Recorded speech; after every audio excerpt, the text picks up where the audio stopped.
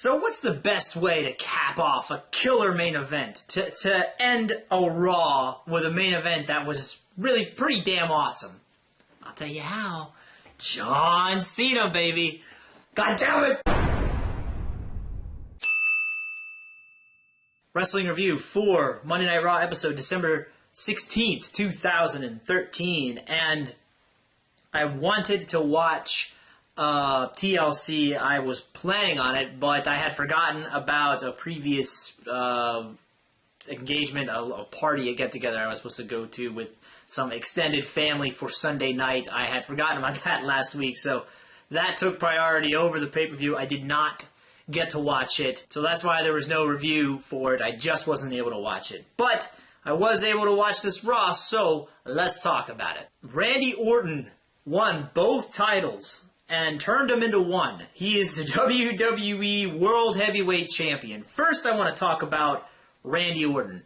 Well, first thing is, if you thought this asshole was slow coming down to the ring with one title in his hand, with two fucking titles, man, it takes this guy like 2 out of the 3 fucking hours of the show to walk down to the ring. But let's talk about Orton's mic work throughout this entire episode of Raw, because he was in the opening segment, 2 backstage promos throughout the night, and for each part, he was very, very good. He was very energetic, just brought a lot of anger, a lot of frustration to his character, and he's just like, fuck the world, basically. Everybody kiss my ass is what he said, which was pretty awesome. Now let's talk about the WWE World Heavyweight Champion moniker.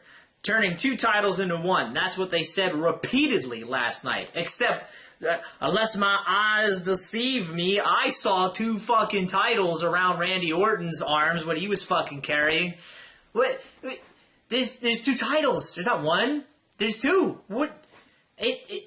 If they were going to keep it this way, they would have merged the titles and created a new belt, or just dropped the World Heavyweight Championship. The fact that there are still 2 means that they're going to be split up at some point, probably before WrestleMania, or maybe at WrestleMania, but it's not going to stay this way for very long. And the fact that they totally ignored the fact that there were physically, literally in existence 2 title belts around Randy Orton is, I don't know, it was fucking ridiculous. Alright, so the opening segment gives us Daniel Bryan versus Randy Orton as the main event for this night, but in a non-title match. Even though they really didn't mention it was a non-title match, they just kind of glazed over that fact. But Cena was like, oh, it's gotta be a title match, except it wasn't. And why is it Cena the one interrupting Randy Orton and stepping up? Wait, why does he have to represent the whole fucking locker room? That's bullshit. I hate this asshole, and the fact that he's the guy that always has to be the one that steps up. I mean, Daniel Bryan was literally standing right beside him, but nope, it's gotta be Cena. And then, not just the entire locker room, but Cena spoke specifically for Daniel Bryan and nominated him again. So Cena gives Daniel Bryan the SummerSlam match, and now he gives him a match against Randy Orton. This is fucking bullshit. It's John Cena. He is so desperate to get the kind of reaction that Daniel Bryan receives that he's just like trying to engulf him, saying, oh, here's Daniel Bryan, but look, John Cena steps right in front of Daniel Bryan, saying, no, here I am. Fuck that shit, man. And why couldn't Daniel Bryan speak for himself? I mean, John Cena, or not John Cena, but Orton, Randy Orton had 3 different promos tonight. And how many did Daniel Bryan have? A big fucking 0. Why is that? Why is the WWE treating Daniel Bryan like the fucking plague when it comes to getting on the mic and cutting a promo? Daniel Bryan is not the best talker in the world. No, of course not. But he's certainly not terrible. I would at least say he's on par with Randy Orton. So why is he not allowed to talk at all? I just don't get that. So the first match of the evening was Cody Rhodes and Goldust versus Big Show and Rey Mysterio.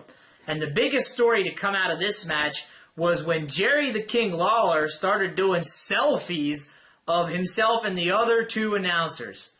Oh my god! Fuck, man! You see, selfies.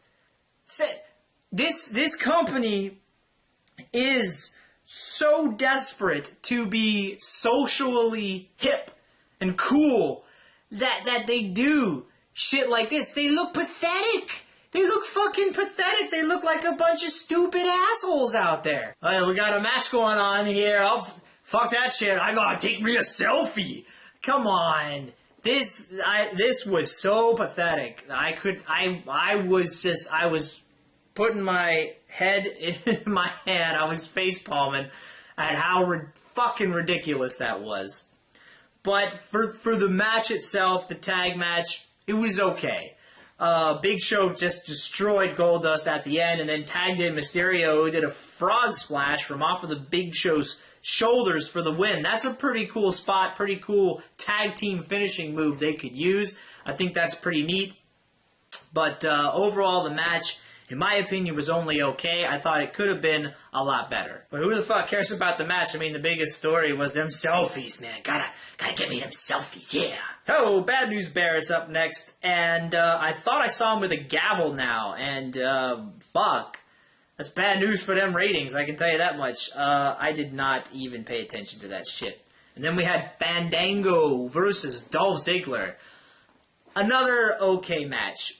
I've definitely seen better matches from both of these guys, so I was expecting a better match between them on this Raw, and I mean, it was only okay. Ziggler stole the win with the roll-up, stole the win.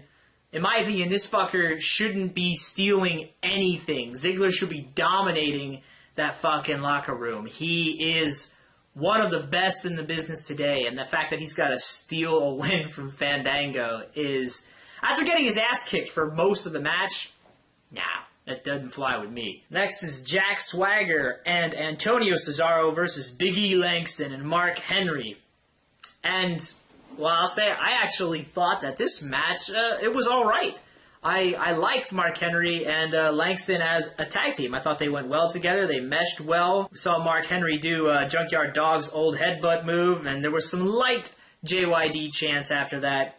And Big E won the match, hitting the big ending on Antonio Cesaro. Overall, the match was alright. I think putting Langston with Mark Henry is good. Henry could teach him some stuff. Keep them as a tag team.